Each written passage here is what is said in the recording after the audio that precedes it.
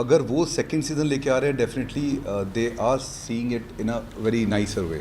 सो यही कहना चाहूँगा कि आप तनाव 3 के लिए भी रेडी रहो. सो डेफिनेटली मैं हूँ. तो बेसिकली एक नया एंट्रेंट है, एक नया कैरेक्टर इंट्रोड्यूस किया गया है जो कि सीरिया से ट्रेन होकर आया है. उसकी कहानी बेसिकली है कि वो और उसके फादर एक ही छत के नीचे दो अलग अलग फिलोसफीज रहती थी जिनकी आपस में नहीं बनती थी. ये तो बता नहीं सकते. हाँ, वो ऐसी मस्ती नहीं है जो आप ये 200 माइक्स के सामने बोल नहीं, हम नहीं अपनी यादें बताते किसी को. आप लोग छाप दोगे, लोगों को पता चलेगा हम क्या क्या करते हैं.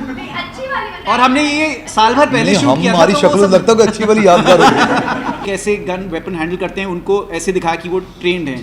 जो जैसे मुजाहिदीन हैं, उनमें से सिर्फ गौरव का कैरेक्टर बुलाया क्योंकि ये भी ट्रेनिंग लेके सीरिया से ट्रेनिंग लेके आया है. तो how he holds weapons and operates weapons versus. So good to see everyone. तनाव 2 जैसे ही ट्रेलर आउट हुआ इतना क्रेज बन गया लोगों में, ये देखने के लिए काफ़ी एक्साइटमेंट बढ़ गई. बट जो भी सीरीज लोग देखते हैं एक एंटरटेनमेंट के लिए देखते हैं और पसंद करने के लिए देखते हैं. तो ये तनाव 2 से लोगों को रिलीव.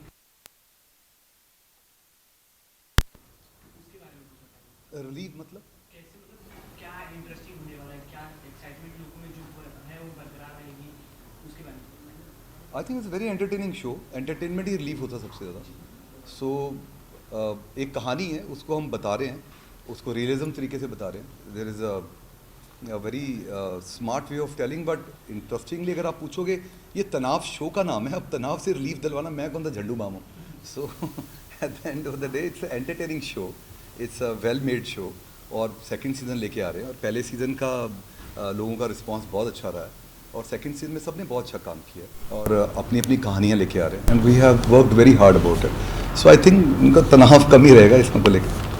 बात करें सीरीज़ की, जब पहली सीरीज़ आती है तो लोग जो आर्टिस्ट काफ़ी नर्वस होते हैं कि लोग उनको ना प्यार देंगे कि नहीं. बट कहीं ना कहीं प्यार मिला है, तभी दूसरे शो का अनाउंसमेंट हुआ है. सो आपको पर्सनली कितना प्यार, मतलब कितने सारे मैसेज आए, कितना सारा अपने वो रिलेट किया है सब चीज़ों से. मैं एक्चुअली सीजन 1 में सिर्फ पहली एपिसोड में था.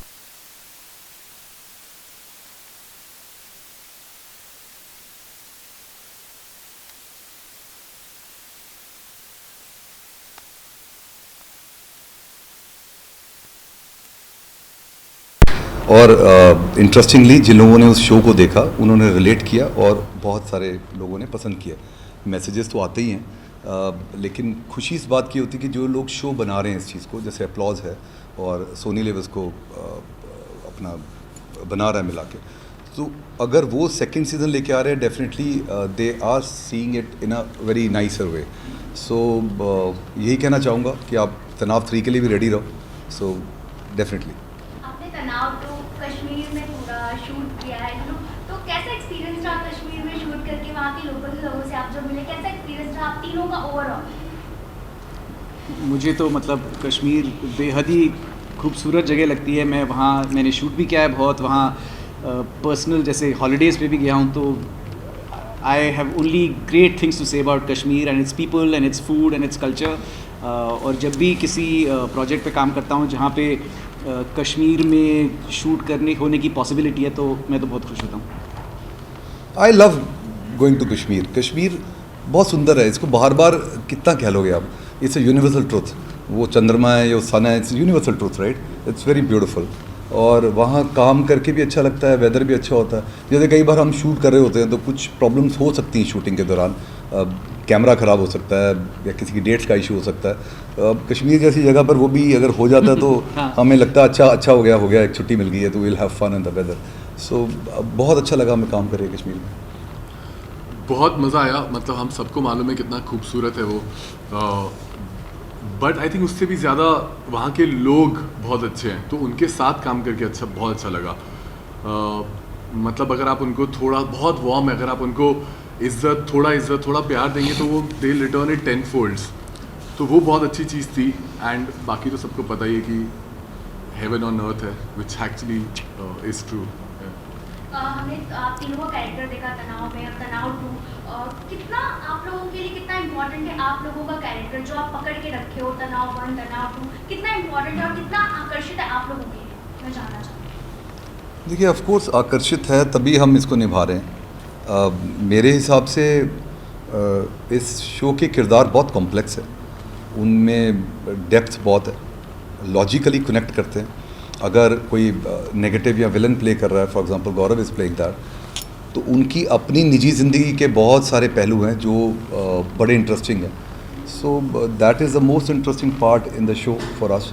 एंड बहुत कम होता है एक्टर्स को कभी कभी ऐसे कहानी का हिस्सा बनना जो कहानी चार तरह के पहलू दिखा सके। कई बार हम वन साइडेड स्टोरीज़ में वर्क करते हैं, अब हमारा काम है, लेकिन कई बार हम उसको इन्जॉय नहीं कर पाते। तनाव जैसे शो में एक चीज़ का बेनिफिट ये है कि आप अपने ही किरदार के चार पहलू देखने को मिलते हैं, so that becomes very interesting for an actor. इस सीजन में एक इंटरेस्टिंग सवाल मेरे मन में आता है, आप लोग आज मिले हो तो सोचा पूछ लो आपसे कि इस सीजन में फरीद मीन कौन है? मैं हूँ। तो बेसिकली एक नया एंट्रेंट है, एक नया कैरेक्टर इंट्रोड्यूस किया गया है जो कि सीरिया से ट्रेन होकर आया है। उसकी कहानी बेसिकली है कि वो और उसके फादर एक ही छत के नीचे दो अलग अलग फ़िलॉसफीज़ रहती थी जिनकी आपस में नहीं बनती थी। उसके फादर हरकत के एक बहुत ही रिस्पेक्टेड मेंबर ऑफ कश्मीर थे and they didn't get long well, तो वो यूरोप चला गया, 10 साल यूरोप में था। उसके बाद उसके फादर की डेथ हुई है, तो वहाँ से वो सीधा सीरिया गया। वो अपनी फादर की डेथ पे इंडिया नहीं आया और सीरिया से ट्रेन होकर now he is come back to India to take revenge. So that's what फरीद me, and he is called Al Damishq क्योंकि उसने सीरिया में डमिस्कस में ट्रेनिंग ली थी। इस तरह के जब एक्शन हम लोग करते हैं किसी भी सीरीज या किसी मूवी में, तो वो काफ़ी ज़्यादा रियल लगे, ये काफ़ी ज़्यादा इंपॉर्टेंट है। तो इस तरह से आप लोगों को कितना प्रिपरेशन करना पड़ा और स्क्रिप्ट पर भी अपने आप को? हमें तो शूट के 2 महीने पहले हम सब पूरे हफ्ते भर के बूट कैंप में थे। एक ब्रिटिश साउथ अफ्रीकन स्टंटमैन थे डैन, उन्होंने बहुत सी बड़ी बड़ी एक्शन फिल्म्स की हैं हॉलीवुड में भी, तो उन्होंने हमें बिल्कुल स्पेशल फोर्सेस जैसे ट्रेन करती हैं। एक हफ्ते हमें रगड़ा वेपन हैंडलिंग, मूवमेंट के लिए। तो होपफुली जो हमने हार्डवर्क किया था वो एंड प्रोडक्ट में आपको नज़र आएगा। बट हाँ, वेपन्स ट्रेनिंग तो बिल्कुल खास कर दी। और ऐसा किया था कि जैसे जो हम ट्रेंड लोग हैं स्टोरी में, उनका वो कैसे गन वेपन हैंडल करते हैं उनको ऐसे दिखाया कि वो ट्रेंड हैं। जो जैसे मुजाहिदीन हैं, उनमें से सिर्फ गौरव का कैरेक्टर बुलाया क्योंकि ये भी ट्रेनिंग लेके सीरिया से ट्रेनिंग लेके आया है। तो how he holds weapons and operates weapons versus how some regular mujahideen person holds it, उसमें भी डिफ्रेंशिएट करने की कोशिश की। आप तीनों ही काफी टाइम से इस इंडस्ट्री में हैं, तो कहीं ना कहीं आपको नहीं लगता जब से ओटीटी प्लेटफॉर्म्स आए हैं तब से एक्टर्स को एक नई दिशा मिली है, एक नया प्लेटफॉर्म मिला है जहां वो अपने आप को रख पाते हैं, अपनी खूबियां दिखा पाते हैं। ओटीटी आप मानते हैं कि ओटीटी एक नया पैमाना है हमें एक्टर्स को दिखाने का? एक्टर्स ही क्यों, आई थिंक सबको, हर क्रिएटर को, स्टोरी टेलर्स को, writers, directors, actors, even for audience बहुत सारी नई नई स्टोरीज देखने को मिली है। पहले सिर्फ टीवी था और फिल्म्स थी, अब बहुत बड़ा एक सेगमेंट ऑफ ऑडियंस है जो टीवी नहीं देखता है हर दिन, and you can't go to watch a film in a theatre every day. तो उसके लिए जो बीच में एक वॉइड था, मतलब बहुत लोग थे जिनको कुछ देखने के लिए नहीं था, तो वो OTT ने आई थिंक फुलफिल किया है। As an actor, yes, I am glad I have got a platform to showcase my talent and yeah I am pretty happy. नहीं, आप देखो, मैं तो यही कहता हूँ कि जब भी कोई नई चीज़ आती है वो हमेशा बूंद बन के भी आती है और कर्स बन के भी आती है। हम उसको कैसे यूज़ करते हैं उस पर डिपेंड करता है, उसका सप्लाई और डिमांड कैसे मार्केट में रहता है उस पर हमको डिपेंड करता है। ऐसा नहीं है कि OTT ने आके एक्टर्स को बाहर निकाला, सिनेमा में भी एक्टर्स ने अपना बहुत लोहा मनवाया। बट येस, जब उसकी प्रोडक्शन बढ़ जाती है ना, एक चीज़ बन रही है, फॉर एग्जाम्पल 10 चीज़ें बन रही हैं, तो उसमें कितने एक्टर काम कर लेंगे। अब OTT में आपके पास 12 एपिसोड हैं या 6 एपिसोड हैं, तो उस किरदार को कहानी अपने तरीके से बताना, उसकी स्लोनेस, उसकी पेस कंट्रोल करने का पूरा मौका मिल जाता है। उस OTT में अगर 12 मेजर किरदार है, उन सबको अपना अपना एरिया मिलता है बताने के लिए। So that's why the OTT has become a boon for actors. थोड़ा स्पेस और थोड़ा टाइम उनको ज़्यादा मिलता है, so they can elongate what they want to say. It's like इतना ही फ़र्क है, मेहनत उतनी करनी पड़ती है। जो नहीं अच्छा है तो कभी भी नहीं अच्छा है, जो अच्छा है तो वो नुक्कड़ नाटक कर ले तब भी अच्छा है। मैं बस इसमें ये ऐड करूँगा कि OTT में भी अभी पिछले अगर आप साल भर में देखें तो एक चेंज आ रहा है, क्योंकि जब पहले सिर्फ 10 शो बनते थे साल में, अब 1000 शो बन रहे हैं।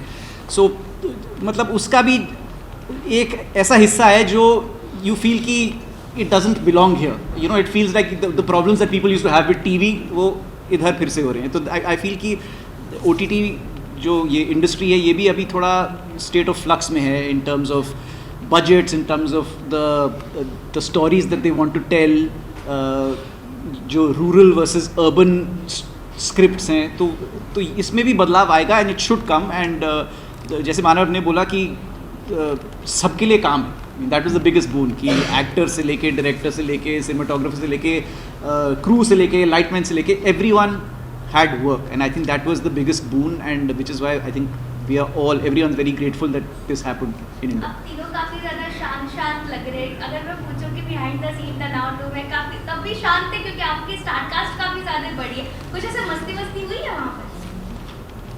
अब हुई भी है तो बता नहीं सकते। हाँ, वो ऐसी मस्ती नहीं है जो आपको ये 200 माइक्स के सामने नहीं, हम नहीं अपनी यादें बताते किसी को। आप लोग छाप दोगे, लोगों को पता चलेगा हम क्या क्या करते हैं। नहीं, अच्छी वाली बताइए। और हमने ये साल भर पहले नहीं, शूट किया था, हमारी तो वो शक्ल में सब- लगता है कि अच्छी वाली यादगार होगी। इसीलिए पूछा ना, शांत हो आप लोग काफी। शांत हैं बिकॉज आप लोग खड़े हो, नई मीडिया खड़ी है, थोड़ा हमको नहीं, और बोला शांत गया। इसलिए क्योंकि मतलब हम सब ने मतलब एक दूसरे के साथ बहुत महीने काम किया है, 2 सीज़न काम किए हैं, तो वो कंफर्ट लेवल बहुत है हम सब के बीच में, और वो ऑन स्क्रीन भी दिखता है, वो ऑफ स्क्रीन भी दिखता है, तो या वो तो दिखेगा। Sir, continue with the OTT वाला question कि that youth are more centric towards OTT है, youth ज़्यादा देखते हैं, percentage ज़्यादा high होता है, तो कहीं ना कहीं when they see this type of series, violence में होता है, so कहीं ना कहीं एक सवाल आ जाता है कि what message you are giving to your youth or audience, so इसमें कोई ऐसा तनाव तो क्या ऐसा मैसेज लेके आया youth के audience के लिए जो लोग सीखेंगे देखेंगे? Why there is always a need of message? Why I don't think so. This is an entertainment industry है ना, मैसेज तो नहीं होता, हम एक कहानी बता रहे हैं। अब हर बंदे की अपनी नीयत है, उस मैसेज को कैसे निकालता है उसमें से। और कहानी भी मतलब रियल सिचुएशंस पे बेस्ड है, तो ये कोई नहीं है कि हमने मतलब कोई कहीं से कुछ नई चीज़ क्रिएट की है, मतलब ये होता है दुनिया में, इसलिए ये स्क्रिप्ट में it found a place, so it's there, it's reality. और मतलब अगर एक चीज़ ये हर सीज़न में ये दिखाते हैं कि यू नो एज दे से कि an eye for an eye makes the whole world go blind, that's the story, because at some point somebody has to step back, you know, to break that chain of revenge and bloodshed, and I think that's what the story says. It was wonderful having you all three of you here, काफी मजा आया आपसे बात करके। Last, the message you would like to give to your fans, the audience? It's releasing on the 6th of September on Sony Live. Please watch it. It's coming in 2 parts. पहले 6 episode आएंगे और फिर उसके शायद 1-1.5 महीने बाद बाकी के 6 आएंगे, and I hope you really enjoy it. Message यही है मैसेज, जैसे गौरव ने बोला कि सीज़न 1 लोगों को बहुत अच्छा लगा, होपफुली सीज़न 2 और भी अच्छा लगेगा, and you will allow us to make season 3, so please watch it and give us your feedback, good और बैड। Thank you. मेरी तरफ से सही है, copy to all. Thank you.